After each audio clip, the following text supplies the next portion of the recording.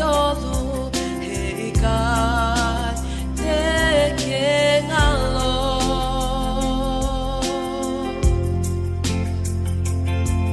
monuka elipine oe fenga fakako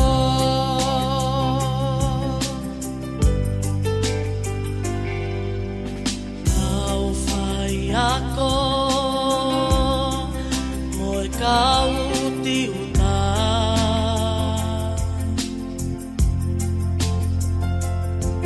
malosi omo tou anga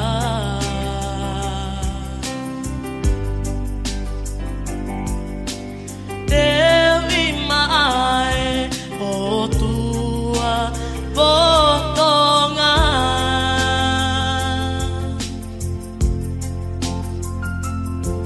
fituni akita ukuota ikuna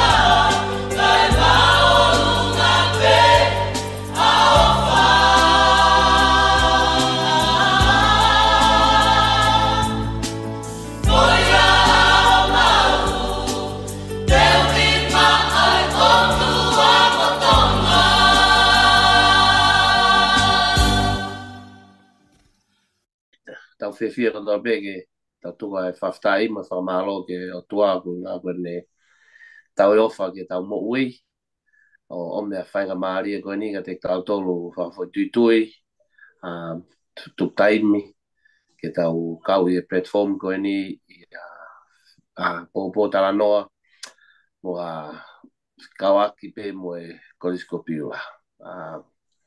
Ukai kia ha mea te mau whiwhia lahi ahi a honi ai korisutuku piula Australia ka ku mātuene ai whiwhia mo e tari tari roto maa whana pita ka te koe Samsoni, Masila ko bingoa ko whahina tala noa ko e tō wako pe koe ako pi piula pa ko whakowhai atu e ho Angolo ton Palestini koe ke lava maa Sione ka ko whawhunga pe tari tari loto maa whana ke te koe ko ngā ko tu taimi ke kau mai i e pokalama o e whiawhini.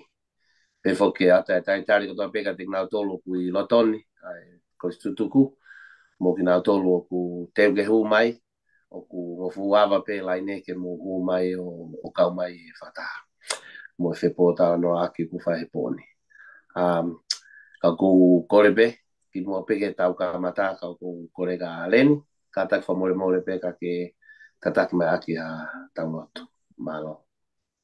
Ora, mai hoana o te whetai me whamaro ke whina o te tau i whangia mamui. Ma o whamaro ke ngai whanga mari ko tō pēu ki hana o mari te mautou. A mau tō lava o au sea e hoa kuni. Am lage whainga o whakataha kuni ko hiko e mai o ngongo me ko spiula ka te ki ngai whotu tō e lava ke te o haka e ako ke o rongo maa kua te koe tuku muke rea ngā mai a ata mai le rei ma whahi vek mautou. Ko hiko ngai whila whako tō pēu ko i vile reki o nāwe.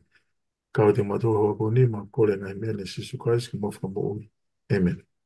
Amen. Sai malo pito koe Samsoni fa malo lahi a pito te koe ho kau mai mo tari e whawhea e skeritari ke kau mai ke whataha matolu e korisi piula korisi tuku a Australia. O kui kai ki aha fu loko mea lahia e Samsoni ke whai ki aha po tala noa ka ke te ki lave sia tupe ki he mau ko su tu con Australia ni ko mau tol ko to ko ni ko fo o mai pe ki faren ki anga fo tu ko miti mo ka ko makatunga e mau fo tu e po kalama ko ni ko taha penya fa fonga ko mau loto ke fai bia fa ki po da noa e po kalama ko ni whikawaki mo korisko piula ke whakahoko, whakakato mai pēa, ngahi o ngongo, mo ngahi tuunga ki ai api ako i a honi, mo i toko lahi, ngahi mea keke. Pau iai pe whoki angana ke lawe i pēa, pe mau ki project, ko toki lava atu, ai loksai nisi, ka ku mau hanga tueni ki he lai pēri, ke hanga pēo ki pōpō lawe mai pēo tā noa mai ke tunga kuia e korisi e ngai ahon. Mo e nā wai tunga e nā wai fie mau. Mo ha e ngai mea tonu ke whakalerei. Ke tau tuku pe ki loto ki e loto whamatei pire ke tau pō tāla noa ki ai. Pea ko mea mau i ngā pe Samsoni e tunga kuia e pō kalama ko e ni ko e hange beni ha mau whenga ki whakaloto lahi. Ai tolahi a koristu tuku nau i Aseriani kai ke nau o nau kaupe he hingoa he koristu tuku ka koe whange beni a whakaloto lahi ka te nau tolu ke lava ke nau hu mai ke mau kau whakataha kai tuunga i he whakaloto lahi mo e ola ngā ue o ku lava mo e tunga o kiai a korisi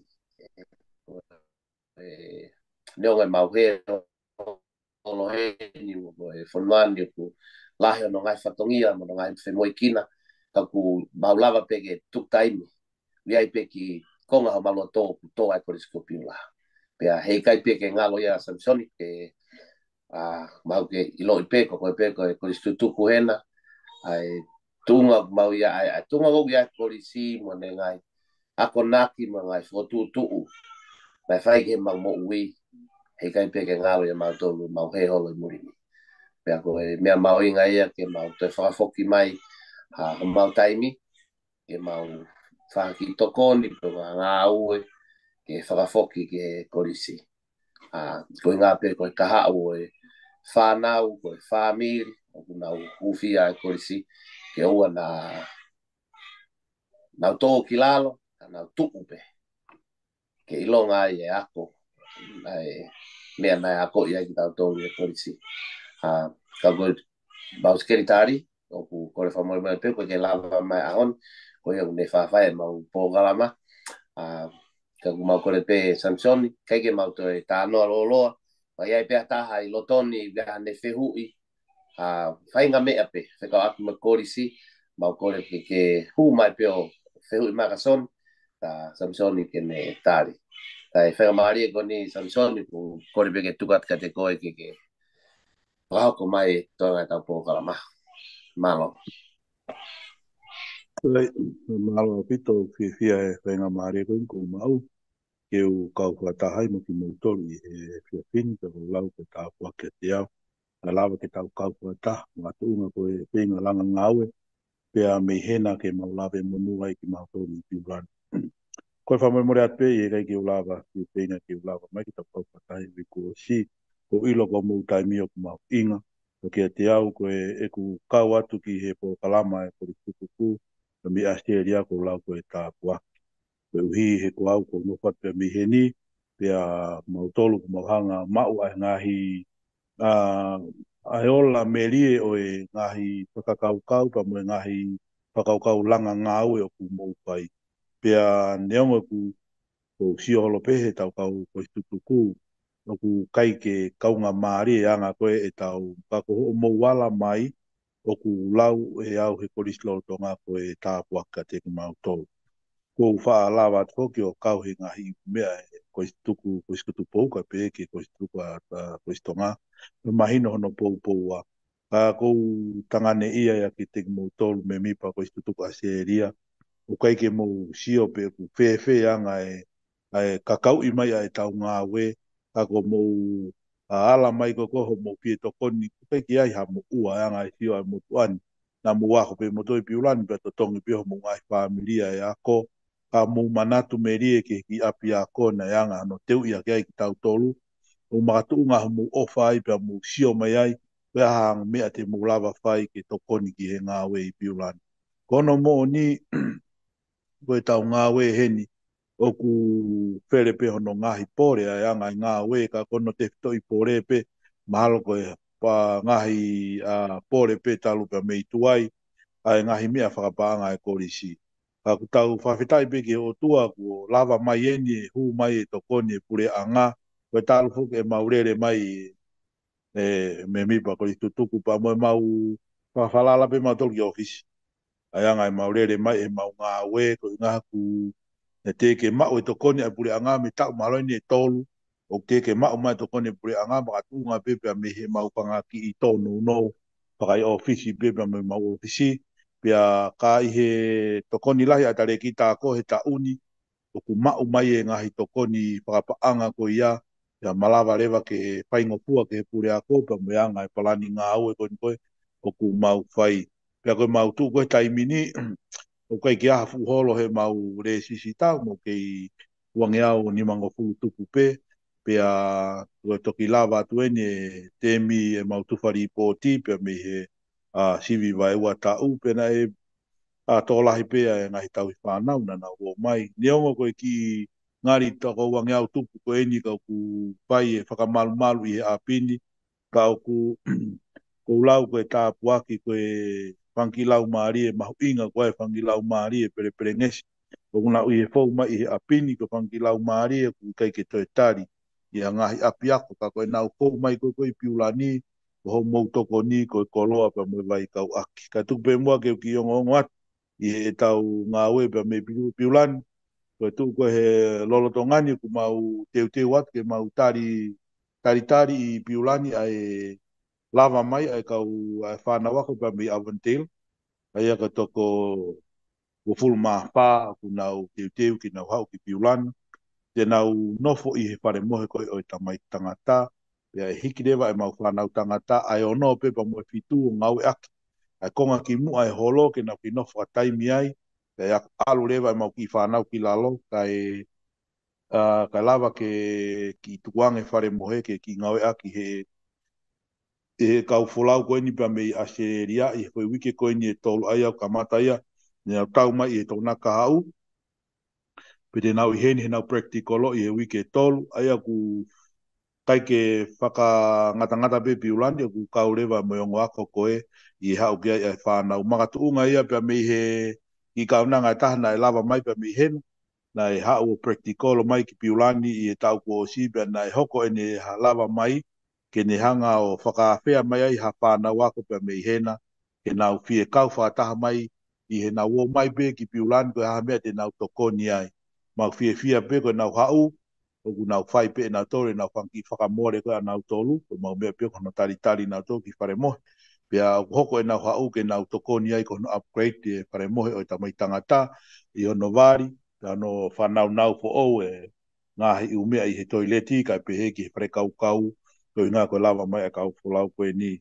Koe hoko pe whamalola hata te motoru ko i tutuku i he fua koe ni ngā oe mo ola ngā oe na talo poke mau nofu me mau am ke mau wongo loki le pisaini si. Nei koe uhi koe taimi koko na e mo uai o ngore pihe na kai poke tari ke mau kamata ka uarewa whakakato e ngai fie mau pia pai hono lo tui o tāpuaki e ai le pi pia toki whakaata ke ngau ea ke mau whanau. Ka koe uhi koe mahino mai ka teki mau tolu ai taimi koko na iawa e le pi pia hanga rewa he whai a ko he taimini o whokotutu e whangi i taimi te pire ke ngau e aunga aki he kaureka paku mahino mai he osi koe ne mau ike sainisi o wia e kaureka o ku nau fuu sai ia au pito he sainisi na e nau whangi project na nau whau i e wike sainisi na keike fu whakakau wau e atamai e tau ai whanau koe he ni ke nau whiwhiri whakasai e ni si ki hatu unga maulunga pehe ko whaasio pia wia i he media whasosiarepa mo interneti i he ngahi ako anga muri. Kako i he ku wakai tonu hoku mata i piulani i he ola e ngā ue ai whanau i he hiki hake nau tu unga participation ko i he mea whakasai ni si o whakamaloa te ko mukori tutuku i he tokoni rahi nā mōwhai. Nai hoko ho mō kau mai ko no whakakau kaua pa mo no whaka ai. Malpe na au ka hatu unga na ka mata ke fo e kau kai ako sai ni si ka i he taimi ko niko kuku mai ai ho mo tokoni ko ni pa whakanau pa ko tui mahalo ku kau e maulongo le pi he le update mai ki muini he ngahi ako anga ka ku maulau koe tāpua ki nā ku lele atu o pai hono potu e whiteboard e tahai ongo le pi pa mo e whanki softboard ki whai ai notice board i ai whai ako nā ku sio ki he whai ako e ne veke kono whau e ne whanki ngau e whakasai ni si pe au sio ke hene whangaki i he screen ko na mua mai o ku ai e ngahi video ai o ku ai he whai a koko teu mai ne whanau. Pe au kai koe uhinga pe ko mau tolu huko mau taimi pa ko ilo pe mau tolu ku korisi mua atu kai ke mau hawhai ngā maari e pe heni ai. Ka koe uhi koe ho mo wala mai koe koko tokoni mai pe au ku mau lau e mau toke tāpua. Taimi ni foki talu pe foki tāpuni e laiperi teu ko na ko mo projecti pea na keke mau whaangau ake laiperi paku hauene whaiako fo ou ai taha ka whaiako koe laiperi he tauni paune whakaawa laiperi pea neongo te ke kakato project ia hono whakakato ka kousio ki he whanau ai mahu inga ai kau ai laiperi i he nau whainga whakakoko whatongai beko tātakai mai wai ki kaureka oku nau o mai ki he lai peri, nau poro e whanki i pepa pia nau nofo ki ai, pa e nau wako, pa e nau research i he lai peri, pa upehepe. A paurewe e to e kakato pa mo e whatongia ko eni ku, aku osi palani mai he koristutuku Australia i ono tokonia e mau lai peri. Ko amanaki atu e tena hanga tokoni i lahia e whanau, ko uhinga he ko tūwhoke taimini, ko e mau ngahi assignment ko internal assessment ko a mau tol ko e taimini ko e temi ko ni Ko te mia ko lahi taha ko tiwa ko mau internal assessment pa mau. Ko taha po kia ho mau vai anga ko he taimini ko e tukuange at ko e whanau ke nau research. Pea taimi ko na mau e whakaukau ho mo whakaukau I mai ko e-library ko I piulani. Pia fia lahi a pia fia lahi a aku ho mo whakaukau pehe mai ko pehe pe. Kai lewa malu lewa mau whanau ni he ko e palpare ma fok mau tukuange whanau. E pau ke alu mo e whai ako. Pako taimu alu a ko e whai ako ko pa mo e whanau he field trip. Mo o kumi ko ha resources ko ke whai ako ko na whakatotolo. O pau ke ri ake he whai ako ia e ne kalasi hen. Pea o kua taimi lewa o tu ata whai ako e taha o whai hono toka ngai ki na. A koe taimi kon koko malo tonga lere koe taimi ni mau kei whaka ai pe whanau whai holo pe research e lai peri motua mo e mau look forward ki ha tu unga e taimi koe kakato ai mo koe project koe koe lai peri pa te mau pe he reo. Koe ki whanau koe te na hoko mai ai tāpua ki a kanau. Pea ku mau lau pe koe tāpua ka te kumato koe ako henu lelelele i pe kei taklele i pe pure ako e mau ako neongo koe ngahi mea whakapaanga kune hanga o hai ki mau tolu me ngahi whakaamu ki a ngahi mea ke toi whai ai ola lele ai ngā wepea me hen. Ka koe uhi ko ho mou wala mai mou tolu i ngahi mea koe koko o ku koe ngahi mea te whito ia o pie mau koe he ako. Mo wala mai lo kompiuta, mo wala mai eni he lepi. Koe ni mo toi ala mai ni ki he lai peri o ku pie fia lahi a aku I he ngahi mea ko ia ko ngai na kai amo kai ngā maari e pehe ke ia ko. Ka ko whatoka ngā I pe o ku ngau au ngā ki e whānau, ka ko tui e hoko ho mou tokoni mai koni he whakaawa koni a science lab. Na alfo ke science e piulani ki kai peke te mana kua neongo, o ku kau e kau whai ako piulani to lai taka whai ako science graduate a piulani. Pea kai ki te fumana ko ko mga tuunga me tuunga ko kai ki te ai ha equipment ko whaka science. A ko sio he pa ha o wai ko ngo ki uhiki e ua he fo mono una kau he lesson pai o pa mo chemistry kau sio he to wo ngo ki ta mai ki o pai na pang ki lab I he le pi kau sio le vai pa malo la ha ka mo tolu I he tokoni pa mo whaka kau whaka ofa po mo pai ki mo walas a ngahi mea kono mo ni na mau mo he misi be kia ka ke mau lava whaka paanga o pai. E kono tuko taimini ka nga koe kusio neongo ngā himea ko toa no tala ngā himea whapanga. Ka whakawhalala ya koe taimini he sino la lahi pe ua. Tuku ke he siasi, koe koristu tuku pepe mo PTA. Aia koe mau hanga, o ku mau kore atu eka motor, mo hanga ke PTA. Pea koe ngo sino mahu inga ia, ko mahu inga ia lahi tahe anga e rere a ngā ue I he taimini. Neongo peo mo ngari toko si, kau kai tuku ai ho mo para ho mo tokoni mai ki he ako anga. Ka neongo peo mo ngari toko si, ka me ako anga, o ku mau kei lava peo lele I pe ako, pe aku mau pamalo atu I he ngahi tokoni mai I he tau ngā mea I fi, mo kumo sio mai pe ke fua ngā ue I piulani, o tau hue kina he, koe laka eni koe foi laka eni pā, e tolu pe whā, ko alo atu ai pa mo whānau kolo, pe au tō pe e kure tio, pe au whanongo pe pa au fia loto pe he tau tapa e kina he e wha e mā, ku koloa e puri a piula, pa ku tau asi mā piula, ku makehe ene asi. Kana me kai ke me malawa ia ka koho mo kau whakataha ko koto koni mai, kau mai e mea I pio ma lava ki whanau o ako, pe neongo pe ku kei pupuhi hake pe tau whanau hen, ka iai pe ha taimi. Ange koe gogo mo mata tonu toloa ngai whakalakalaka whamusika. Koe whaamu ia ha taimi o tau kau tatou he wei pā I he ngahi mea ko ia. Neongo pe tau ngari tokosi. Ka koe anga sio atu ai motu anu pe mo report et pe mi heni. Ke lelelei pe ako, mau lele tem ko ni to mau wiki hamu full. Pe osko ia, pe mau hu mai wiki taha. Pe mau tutuke wiki taha pa mau hu mai pe ko ia o se wiki ua pe a sivi. Me te teo rewa e whanau ke siwi lahi. Maka ki report no pia ko a tuku ke ka waha mea mu fie ma. Ke u toi whakamamafa ke e tala noaka ke i ngai tapa aki pe taimini. Ia ngai kusio, ko lelei au pito mātunga ho mu ngai toko ni mai. Malo. Malo soni koe kime bene ko whahau atu. Koe lai peri, ko hinga peo te ke kamata e ono whae ngā ue. ko e tō tāko na e ave ke ngā ue na la vehe mai na kōsi. Aia ko e tō tāpe kona wana ne hanga ko langa ko ofisi ko sias. La ko ngā Oi, i whai kari ki ai.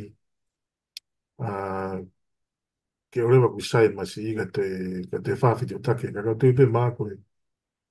Mai nā le pe te tā kea waka e tō whewhe la vea ke. Ka whai mo ka mata ngā ure. Ai ko ura ki ngā ure whai kono renovate a lot. O se opa toki whatau te no ngai nau nau mai mea koe. O ki o ngongo pe ke laiperi. Mā. malo, malo. Rea koe, tō taimini uro tonga ngau e akpe whanau e lai peri, pa atau ko si, ko mea pia whai akoko no tauhi pe ke maa ke, whai ngofua pe ke ngau e tama ngau e, ka kune whakata pe kaure ka ke nau ke i, hange pe hano tu waki pe lai peri, nei koe, talu pe koe tu e koe lai peri, koe tau kōsi, pe neki close mai lai peri ia. Ka koe, teu atu koe ke whai koe renovate koe lai peri, mono whakafo ou, ka mata rewa hano tu waki, whai ako ingilisi e ngau e aki he whanau e lai peri, pa kou, patonga tai mini ko time ko lancha ya ko oku toko lahi ki kaure ka hele volo ki lalo ku kamata ke nau interest e alu ke library oku kamata ke phone e library ko sio ki a cosita tu a cosita ko a sa tecnologia ko ia ku ne toka ngai ta ko aku ia oku ne hanga faka ai kaure ka pe na ngau e aku pe ko lue pe mo mari loto pe ko pe ko ne kakata pe fo ngau e ka tama seria ki e toi ongo he kaure kāpu oku hakani oku whaka manako ka nau tō koe hui foke koe tai mini umau ta ofi au pito pe fo koe research puk whai pe he lo computer pia wai foke whai e wha u ka ngahi kalasi e ku pai ai ta koe taimi ko hiki mai koe e koe sio foke kaure kā koe tahai e palpare mo tai mini koe oko ke ngahi tohi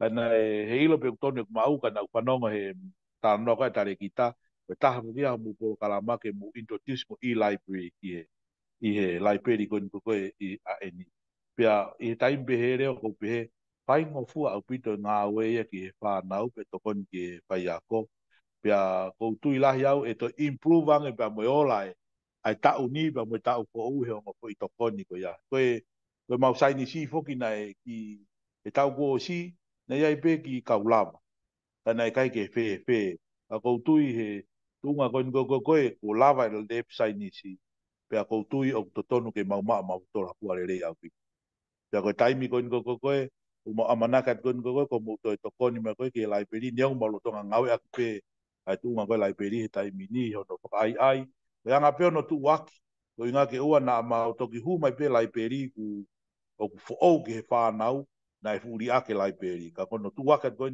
e pa ko inglesi e misi tu pou pa ku fi ai ko sio ke kaure ka mata ke na ha o ki ai pa o si mahino pe ke kaure ka e ku ai e tu renovate ai lai peri ka una ke ha o pe ki ai ko hono ai ki na tolu i ngahi polo kalama ngau e ko lai peri pa ko tui i ho mu te to koni mai ko ni e nengo ke tari ko ni ko ki a pa se ka ko tui pe mahalo ko e mea lahi na ku hela ia pe masi i he ngau ko na to kosi pa ko tui pe mahal pe ton pe ne ki malolo pe ko ne klava mai ko ni hoko at ko nga we ko tui ka ya ni impact lahi ana ka mau tolu pa me whakalaka ko ya pa whana we ma ko Ko ia, ko e tu e tamini ko tariat pe ki ai.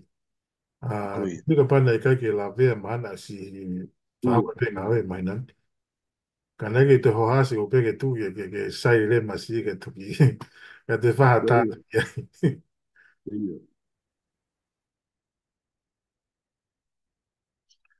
ko ki ongo pe me mau whama o ku ka whakalaka pe mau whaama, ne ongo pe ku kai pe mau ngai whaama, ka ke wilo pe ko istala no, ke te ke kau ka whata ko tutuku, i e taimini, ko e mau sio ko he taimini, o ku alfo ki tau tangataia, ke toi hiki ange ia, pa ko ki mea kou malawa, he ko e ki whare mo, he ko e tamai tangata taimini, o ku nau foi wingi pe taha ko slawa katoa na tori ai, ai kaure ka. Taimini ho kea, ko e ke te fu interest e mātua ia, he ako nuko mau, koe atu koe mea o ku mau wha tukuange atu pe lahi pe whanau na wha.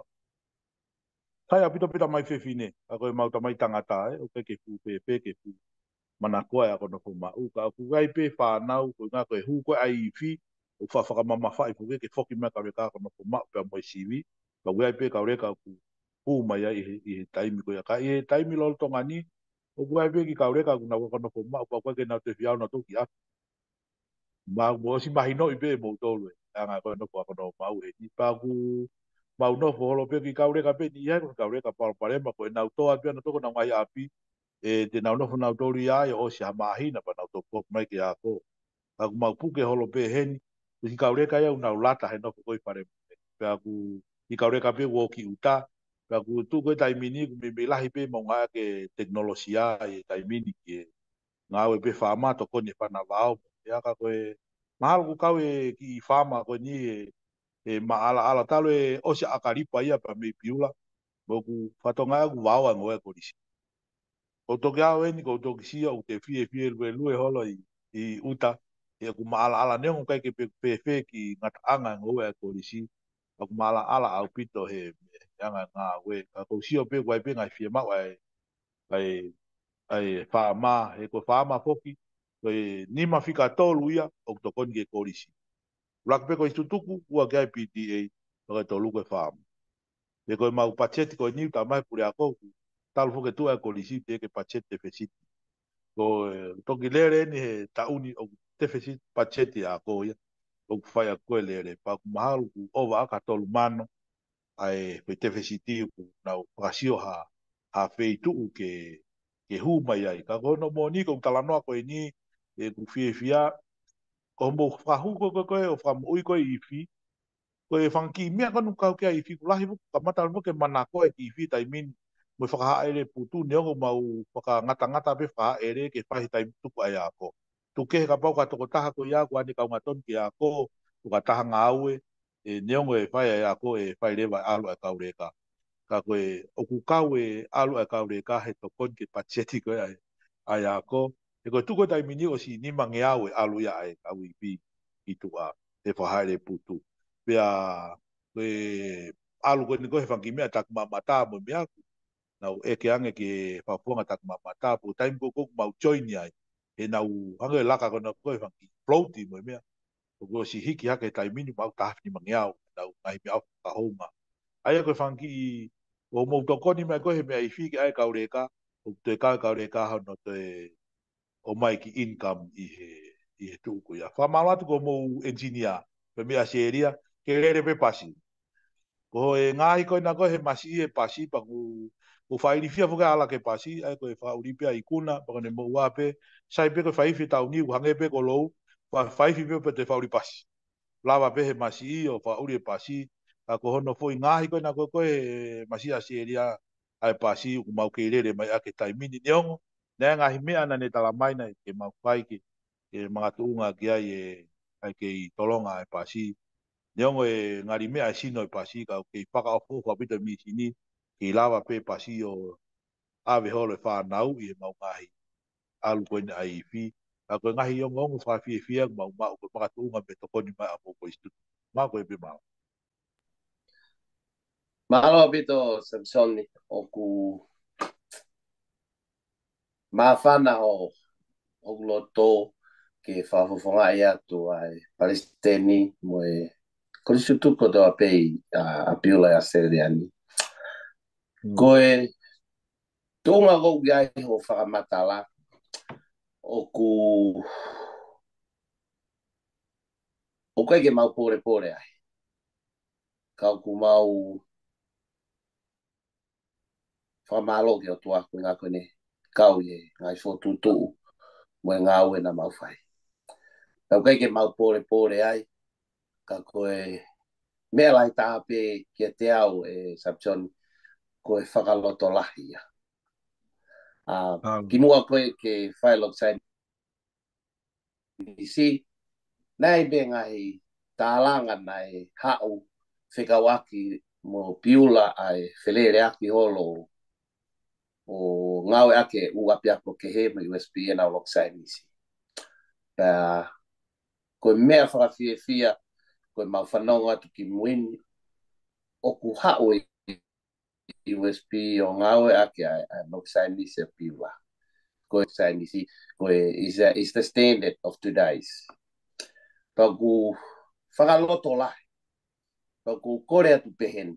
Ka mo mamata mai kau ku tutuku. Ko tō pe Australiani. Ko kegi anga ue ia lahi. Ka pa te tau wala whakataha. Whakataha pe mo tau lotua ai ngā ue o tau amanaki ke whai. Pea hange koe lawa Samson nai mausio pehene Samson ai koristutuku a koristutuku koristutuku a te koristonga ngai koristutuku a ngai koriske ai kau ai nau ngawe ko ke mau hoha amatoki ai ko ha pe me te mau ko ha pe finangalo tua ke ngawe mau fai te mau ke tariangi pe ko me fa fia ko whanongo atu ki ola mo tuunga wiai alok sa nisi o tatau mo ai ku mawhana ke mo loto lahi ko ko be ai ke to tafoki ai ko mea ko kore ke tau tau hanga den ke lai peri pe hange ko lau ko kaha uia o korisi ai pe ilonga ai korisi I he ola mo tuunga ak whakaako ai whanau ka elerei tu ngā ko ai whanau whakate fito I resource pe koe mea ngā ue koe ai api ako tau si o pena ure pe ki mua tau si o pe ki toloa ka tu pou lerei e nau musika e nau misiki mo nau ta whaako ia ui ngā o lerei e nau mea ngā ue pa koe mea whakawhiawhia koe whanongo atu pa koe te fito pe ia o kipo kalama koe ni Samson koe I kai ke ngata ko mautolo ko he ni koe whanongo tala no atu pe koe kai ke mausio tonu ka ko mo lava mai mei tonga o whafufonga I mai korisi o tala hanga tonu mai tuunga o gai korisi ni mo na ngā iola ma mea o tatau mo hae mau fia mo mau loto lahi o kai ke mau pore mole ke mama o kai ke ha pore ai ngā ue te mau whai ka ku mau loto lahi o whakaloto lahi mau tolu ko hinga ko mau sio tono atu ko ola ngā ue kulava pea ko tunga pe au ai whakaukau ai kau tunga ko stutuku a Australiani ai laiperi ke renovate pe laiperi mo toi whakalerei ke tuunga o ai ko a amurini hange pe ko lau ki whatatau ki loksainisi ko e-library ko tunga o amurini pen o kai ke mau milionea mau lotua ai ngā ue whai ko mea lai ta ape ai Samson ni ko mau lotua e ku mau toko lahi hen ka ku tosi I pe ku ase mai ka ku rea pe ku toko o ma fan na ai pe ku whaloto lai ku whanga nephew niece nana wa ku osi atu niece mei hena o niece ka ko whaloto lai pa kai pe ke ngata pe I family tonu mau tolu ko istu ka lave mo nu wai hange ko lau ai whanau o kai ke tari ngai koriske ka ko tuunga ia o ko fia mo ma whana ki rea ai ko tamu ai a piula ko le reita o ugai ko hinga a korisi ke ko koe pe o ke atamai ko koe pe o ke smart ka ko tunga korisi kono whaka mo ui o halau maari o rea I rea ka e kutui koe tau whai ko ha mea koe ke le rei mo li liwai ke tokoni ke ataha ko mea mau ngāia ui kai ke tau whenga ke na hoko koe toke tā ke na hoko koe loia io o toki whikaua mai ka koe mo ui o halau maari e a whea korisi ko mea mau inga taha ia I tau mua e korisi pe koe mau tokoni ia koe mau whaamu ia koe hape mau fuatutu ko mau whaamu ke tutu rei whanua pe a hoko ka koe ki pehe mau ngāu e mamari e pe whakate fito pe mea mau te mau ke teke pe koe hape whinangala o tua ke hoko ka au e hoko ka mau ngāu e whakataha pe koe lotua pe ngā ue whai mo mau teke pe. O tō laha pito pe kau kuristu tuku, ka kou whawhungai at pe heni Samsoni ai mau Palestini, sana havi, pe ke mau skeri tari mo kau me mi pakotoa kuristu tuku. Koe mau whanonga tu koe ki ho tala noa o ku tatau mo hae mau whiwhia mo whakaloto lahi ke tek mau tōlu ai ola ngā aue kok whai. Pea na ke lawe foki e tawhaaki whaama o iai pe nai pe uris ai u whia mau ka te mau tō tahataha pe. Te mau tō tahataha pe ke whakakato atu ai whatonga. Pe hei ke ngalo e mamui ai mea nai a koe ek mātori ki wā te tāno pe ke te au. A whio i pe pa wilo i pe taha toa. Na ke whewhe mau tonga whaka atamai ka nai a koe ki mātori wai i he mui lo tonu. Ko mea mau inga taha o kou nofo aki ngai ahoni ai mo ui whakalau maari. Neo e mau tono no mo e mau he holo he whonuani ka heke ngalo. Mea nai a koe ek mātori i pongpongi mo e fiafi i e aho tope. Aho fitu o wike. Na koe tokon lahi a pito ia korisi. O koe mau whaamu ia e kei hoko hoka tokai pe ai tokoni. Paka mau whaamu ia ko hae ki ngā ue te mau lava e Samson. Wa mea ia ke ne whakaloto lahi. Ko tala noa ko kore peheni. Mo toko pe koristu tuku mo whanongoa mai a po kalama koe ni. Koe tau mua ia po kalama koe. Koe whakaloto lahi. Mo mau whanongo hanga tonu ki e ola. Mo e tuunga ku iaia e korisi. Ka neonga e mau toko si i ka te mau kei teke pe. Te mau teke pe ke hoko pe osia te tau, mo tau, o iaia e ola e rei. Kei ke ngata e ola whakakato a ngā oe mau whai. Kau ia e ola o e whanau ako mo tolu koku ngā uena. Paku whamarola pito ka te mo tolu Samsoni. Mo whakato a ngā oe tau whai ako. Pure ako tau whai ako. Mo tolu koto peo ko tau whaama. Mo whai a ngā oe i e korisi. Mau tua peheni o tariang. Ko haa pe mea te mo kore mai. E kei ke mau tari io. Ka te mau tari te pe. Tuku pe ke mau whainga i atu. Iai pe aho ku kakato ai whatongia. O whamalola ke te koe ko ngā kau mai whiawhini. Pea iai pe ataha i lotoni o ku iaha whehu. Ke ne whahako mai ka Samson. Pea ko kore peke ke whahako mai. Malo. Kai, mahaku mahino befa mataraso. Mahawa sone. Mahino au pito. Pea koe whakamatala ta tau peni koe tau loto e osi koe lai peri. Koe whakamatala peni. Ta tau pe ange koe loto tai nisi. Koe mea whakawhia e Samson koe whanongo atu ki ngā ue o ku lere. Ta ku lere matangi le rei. Ka neonga e tau toko si i. Tau teke pe.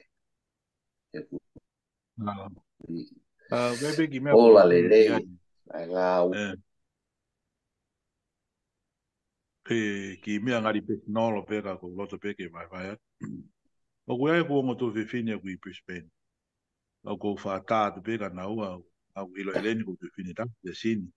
O kuna sestonga lo ua i he sestonga tawa taina. Ai koe hoa ko sini koe kau e kau toi paanga ko si. Pa tu whiwhine lai ku to salon. O ku talamai ku o kono to ua ko asi ao si pia mo. Ai tukuang i Brisbane.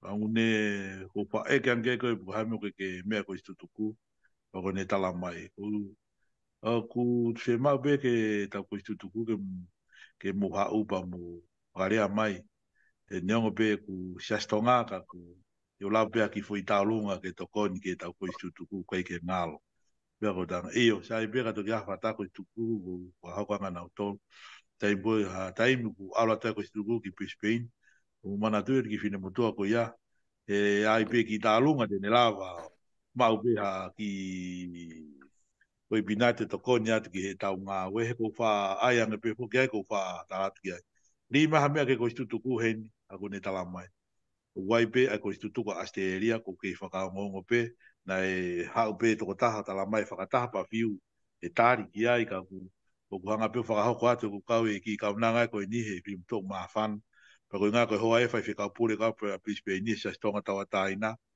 bia ku ta mai kine ke talawe ko tutu ke mu hau ka au ko tai bu ko ta lu ngai ko ta lu ngai sa stonga pe to ko ni ke me ko tutu ku pa piula ko ke ngalo ko hinga ko en ko hoko ai ko hoa pe whikau ko ngahi ya ko naki ya me piula ko ko hau ka pe ni ngo ko mo tu fa fini au fifia pe ke fa au ka ko tuku mana tu ya to a fia tu ai he lava pe ai ki to konmo pusi mai ai a pila kolo ki hakau mo ka tama ko ia i pe ni ma ko pe malo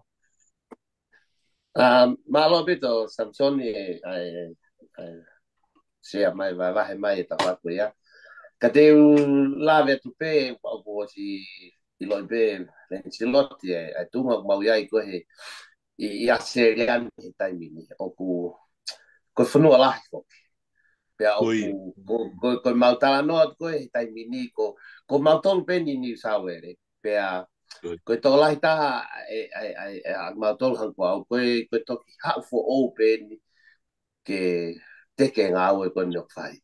Pea o iai pe ai ta whaaki i Brisbane o ke i whakatūtu o taki mai mea i a set mataere ke loi pea set ko koi o ne mau kei langa langa pe nai kamata mai piko ne o mau kei langa langa pe o ko Brisbane o ku nau lotonga lere tai mine nau whenga ke tā naki pe ko Melipoane ai ko Victoria ia o ia i pe kakaya ai to wako ai ka ku o kai pe ke mau o kai ke tui ke mau whaka malo hi ki nau to ko tau mu ai o po kalama ko po ni ko Facebook a mo social media me access ke ta ko to ko tau mu ai ko aqui por lá mo na tutu ko tau po ta no ta to pe ko ha me ke tau ta no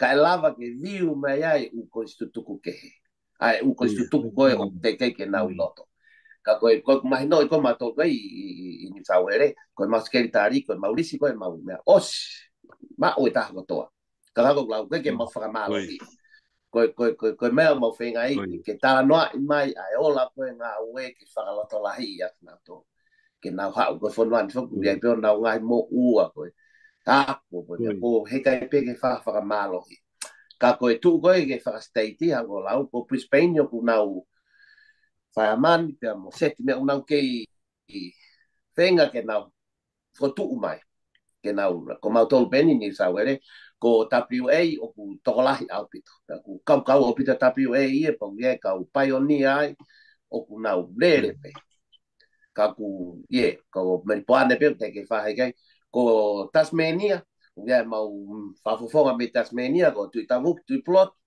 o ku lere fe ka pita bukia ku bukia o ku pesetea o fa fo mai me Tasmania kaku hango lau ko tu ngai e programa ko po ni ko fa la to la hi ko ke si o mai porque tu fai pe holoto ko ha pe holoto ka ya ki konga holoto to ai a piula porque me a mai ki loton ko programa ko ni ko na tolgo o ka pa o te gai ke mo access ki programa ko ni pe ko piula extend Australia o leni to kon mai ka ga e fai ko website ko ko tau ko se tuko ko Pila College Student Association Australia.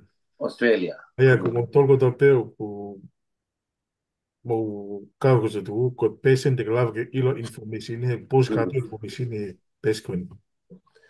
Io, para be ya ta te ke ya ne ke access yai o de presi loi be tau friend ya mohai ta mai ki ai ke mohanga e ko ke kau mai pa ko fonga pen ko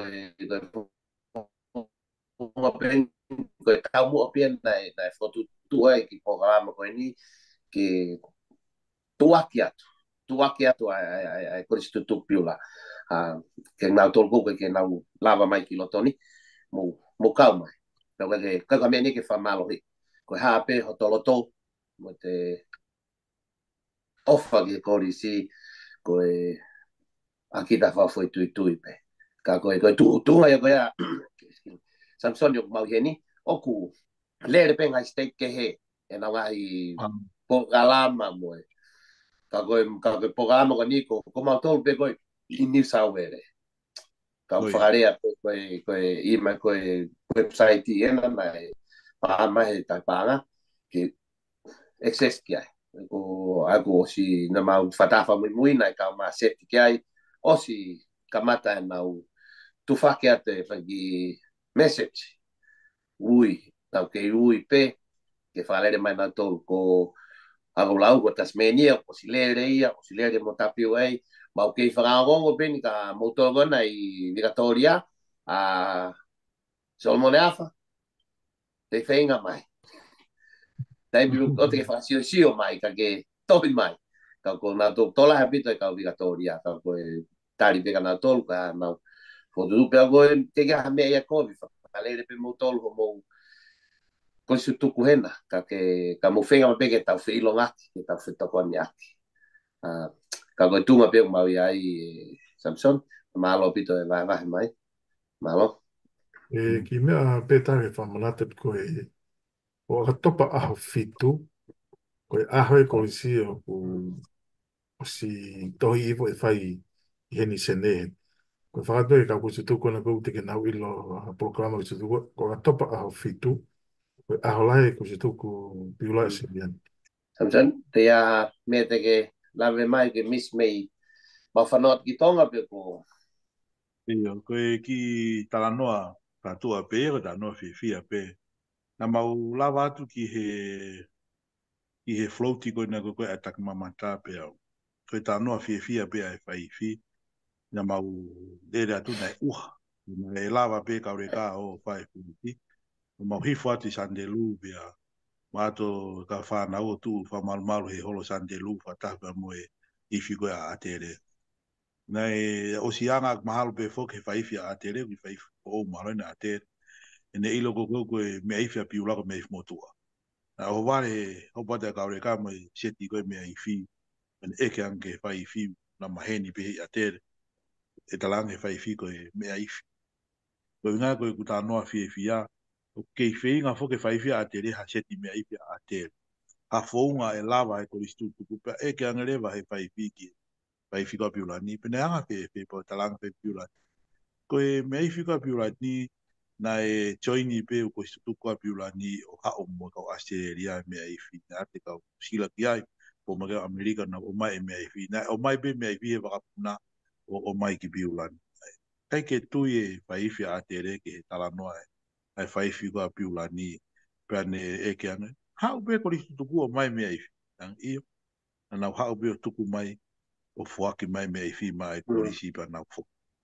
koe tala noa fia ko ai fai piula ane sio ko ke ofo ko ai fai fiwa a tere ene hange ko ngari tai malau ana o ko na mu fai e sio i piulan ko fo i pe ya ke pe ko na tolu na o uki holo pe inga e na mea i o kutala o ilo ko na kai ke na whanongo na tolu fai ha pe ing ai korisi ki ha mea i ai o vare pe na tolu na sio e kaure ka nga ke mea i fi ko fia ko ai fai fi ni hanga tala noa i e talange ko he fai te ke whanongo ia e te ke sia ko risk pe he nyango ko ngari si ko piula ko foi ngau ko na mo fai whakaafu katoa ke ngai ako o kei whakakau ai nau tolu pe te aha mu pe te nau fai ka o ia ka nau tolu ai foi ngau ko na mo fai pe hange ko pore pe mutu a fai fi ene tala noa fia ina anga ko na pe po tala noa aki pa mo ai fai fi ko a tele ai pe he fai fi a tele o me loto ake ko i tutuku piula ke mo ui i fi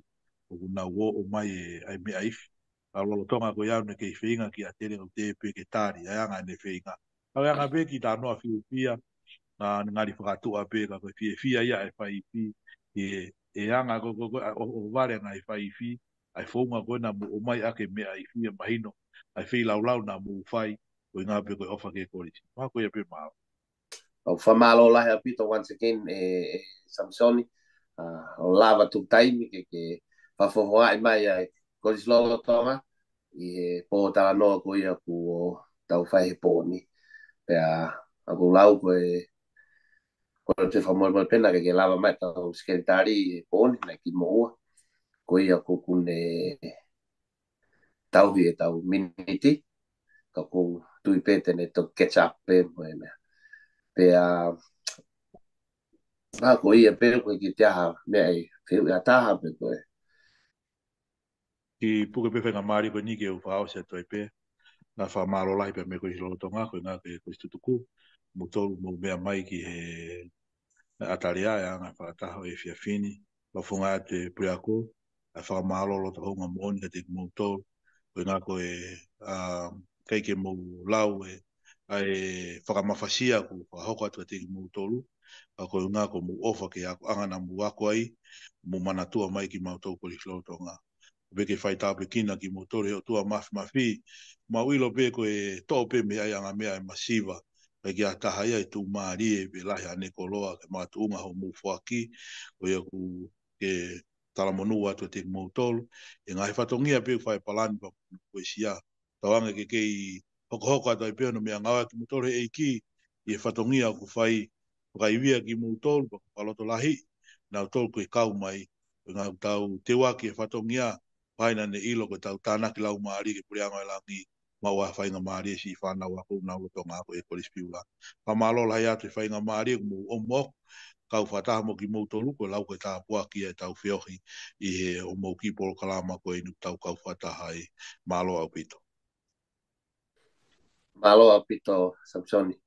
Mako e tau whaosi pia. Paku kore whamore na pe Samsoni ke whaosi magai pe tau programa tau lotu. O ma ofatu. Malo ke tau lotu e o tua mafi ko koe mauta mai whae panya whio. Kuk tai whi tu kua e mau lotu pe mai mau wha malo pe mai mau wha whita i. I ofa au fua toa e a Fiona ko ke whai ki a teki mau tolu mau lawe monua i whainga maari koe.